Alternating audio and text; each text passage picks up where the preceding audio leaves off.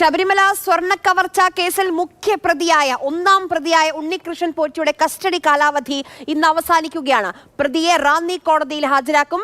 ഈഞ്ചക്കലിലെ crime branch ഓഫീസിൽ നിന്ന് പോറ്റിയുമായി SIT സംഘം തിരിച്ചിട്ടുണ്ട്. അനന്തകൃഷ്ണൻ നമുക്കൊപ്പം ചേരുന്നുണ്ട്. അനന്തൻ, ഇനിതാ ഇപ്പോൾ ബോർഡിലേക്ക് SIT നീങ്ങുന്ന ഘട്ടമാണ്. കസ്റ്റഡി കാലാവധി അവസാനിച്ചു. കൂടുതൽ കസ്റ്റഡി ആവശ്യപ്പെടുമോ SIT?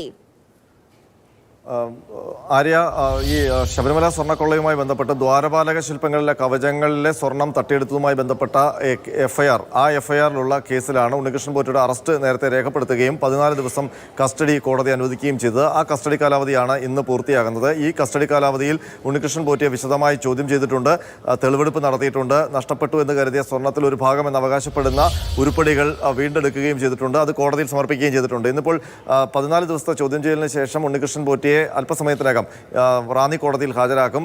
നേരത്തെ ഏതാണ്ട് അരമണിക്കൂർ മുൻപാണ് ഈഞ്ചക്കൽ സ്പെഷ്യൽ അന്വേഷണ സംഘത്തിന്റെ ഓഫീസിൽ നിന്ന് ഉണ്ണികൃഷ്ണൻ പോറ്റിയെ കൊണ്ടുപോയത്.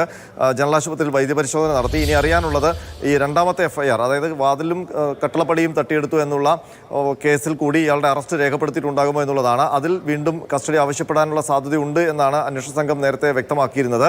ഏതായാലും ഇനി ശബരിമലയിലടക്കം കൊണ്ടുപോയി തെളിവെടുപ്പ് നടത്തേണ്ടതുണ്ട്. അത് വാതിൽപ്പടിയുമായി ബന്ധപ്പെട്ട കേസിലാണ്.